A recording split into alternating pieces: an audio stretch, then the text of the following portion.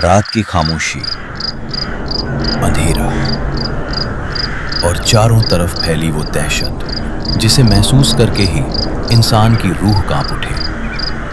आज मैं आपको सुनाने जा रहा हूं प्यासी दुल्हन की कहानी। वो दुष्ट आत्मा जो केवल एक चीज की तलाश में रहती है, मानव रक्त। राजस्थान के एक छोटे से गांव धौलपुर में एक पुराना हवेली खाना था, नागवंशी हवेली। गांव के लोग वहां पैर तक नहीं रखते थे क्योंकि कहते हैं वहां एक औरत की प्यास आज तक नहीं बुझी। वही औरत जिसके बारे में लोग फुसफुसा कर कहते थे, वो मरकर भी नहीं मरी, बस खून की प्यास लिए भटकती रहती है। गांव के बच्चों को तो नाम लेने तक की मनाही थी। जब बिजली आसमान चीरते हुए चमकी, कुछ ऐसा हुआ जिसने पूरे गांव को दहशत में डाल दिया। कहानी की मुख्य किरदार थी रीमा, 21 साल की, बहादुर लेकिन थोड़ा जिद्दी। उसके कॉलेज में एक असाइनमेंट मिला, haunted places of India. Reema ने सोच लिया कि उसे असली डर को कैमरे में कैद करना है। दोस्तों ने मना किया, परिवार ने मना किया, लेकिन रीमा किसी की नहीं सुनती। उसका कैमरा, टॉर्च और एक बैग लेकर वो रात के 11 बजे नागवंशी हवेली पहुंच गई।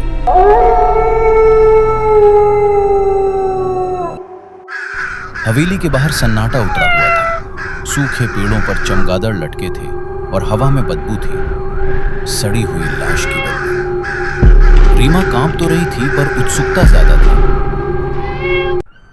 रीमा ने दरवाजा धक्का देकर खोला और लकड़ी के टूटे हुए दरवाजे ने खुद ही कराहते हुए आवाज निकाली। अंदर अंधेरा, टूटे झूमर, बिखरे कांच और दीवारों पर खून के निशान। लेकिन तभी एक कोने से लाल साड़ी में लिपटी एक औरत की झलक दिखी। लंबे बाल, तिरछी मुस्कान और उसके हाथ में चमकती खून से सनी छुरी। रीमा समझ नहीं पाई ये कोई इंसान था या कुछ और। जैसे ही उसने टॉर्च उस चेहरे पर डाली, वो औरत गायब हो गई। रीमा को लगा शायद आंखों का धोखा है, लेकिन असली खेल तो अभी शुरू हुआ था।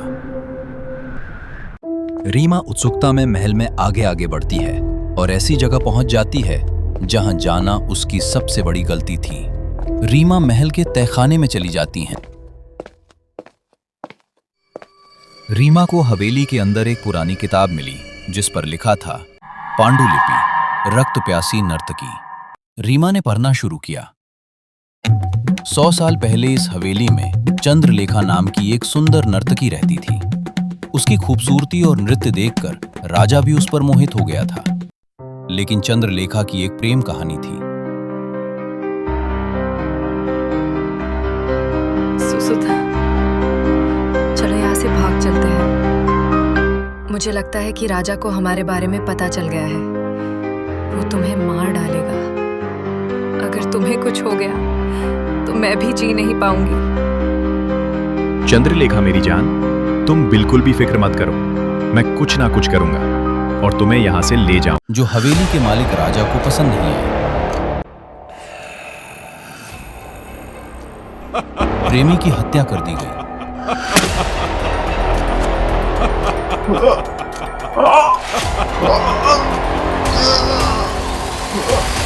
नहीं, नहीं, नहीं, नहीं।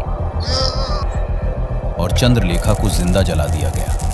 मरते मरते उसने शाप दिया, मैं लौटूंगी, खून पीकर अपनी प्यास बुझाऊंगी जब तक इस हवेली का आखिरी वारिस जिंदा है।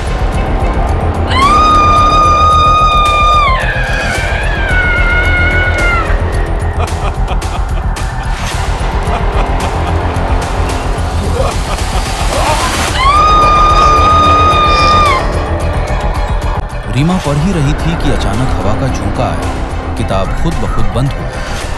कमरा अंधेरा हो गया और पीछे धीरे धीरे पायल की छन छन सुनाई दी।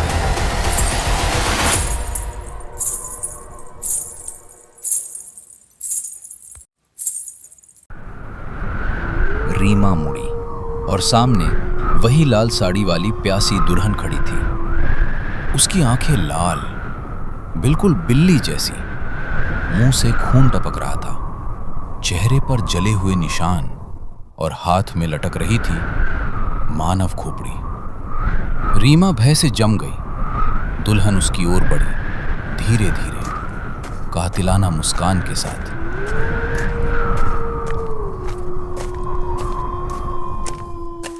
तू यहाँ क्यों आई मानव? तेरा खून मेरी प्यास बुझाए। रीमा जैसे तैसे भागने लगी।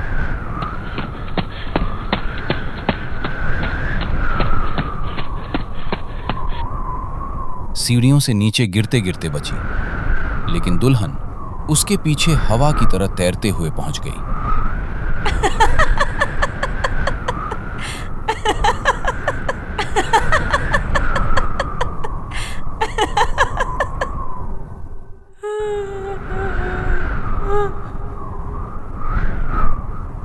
रीमा एक कमरे में घुसी और दरवाजा बंद कर लिया, लेकिन दरवाजा अपने आप खुल गया।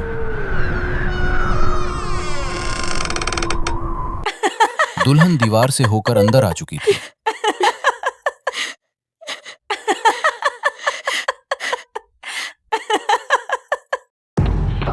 रीमा किसी तरह उस कमरे से बाहर निकली और ऐसी जगह पहुंच गई जहां पहुंचना शायद उसकी सबसे बड़ी गलती थी।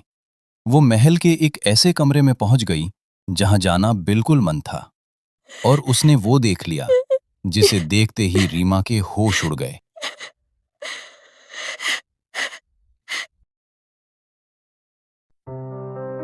रीमा को कमरे में एक अजीब सी पेंटिंग दिखी, हवेली के मालिक राजा की, उसकी रानी की और उनकी बेटी की। वो बेटी रीछते हुए रीमा जैसी दिखती थी। रीमा ने पेंटिंग उठाई। पीछे एक लाइन खुदी थी, चंद्रलेखा का अंतिम लक्ष्य, नागवंशी वंश की अंतिम लड़की। रीमा की सांसें रुक गई। उसे एहसास हुआ वो उसी वंश की आखिरी लड़की है, यानी दुल्हन उसे मारकर अपनी प्यास मिटाना चाहती है। और तभी दुल्हन ने पीछे से उसकी गर्दन पकड़ ली। रीमा चीखी, छटपटी और हाथ में पड़ी एक धातु की ताबीज चंद्रलेखा के चेहरे पर दे मारी। दुल्हन दर्द से पीछे हटी। रीमा भागती हुई हवेली के पूजा घर में पहुंची। वहां लगा था चांदी का त्रिशूल। रीमा ने उसे उठाया। दुल्हन बिजली की तरह उस पर झपटी, बाल उड़ते हुए, मुंह पूरा फटा हुआ, हड्डियों जैसी उंगलियां। लेकिन रीमा ने पूरी ताकत से त्रिशूल उसके सीने में घोंप दिया। दुल्हन चीख उठी। पूरी हवेली हिलने लगी, दिए खुद ब खुद बुझने लगे, हल्का हल्का धुआं उठा और उसकी आत्मा चिल्लाते हुए राख में बदल गई। रीमा बच तो गई, लेकिन हवेली से निकलते वक्त उसने आखिरी बार पीछे देखा और पायल की आवाज फिर से गूंजी।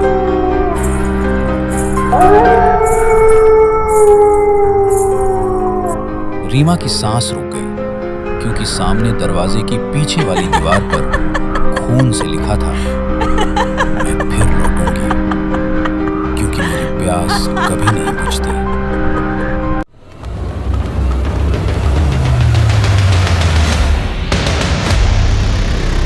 Don't forget to like and subscribe.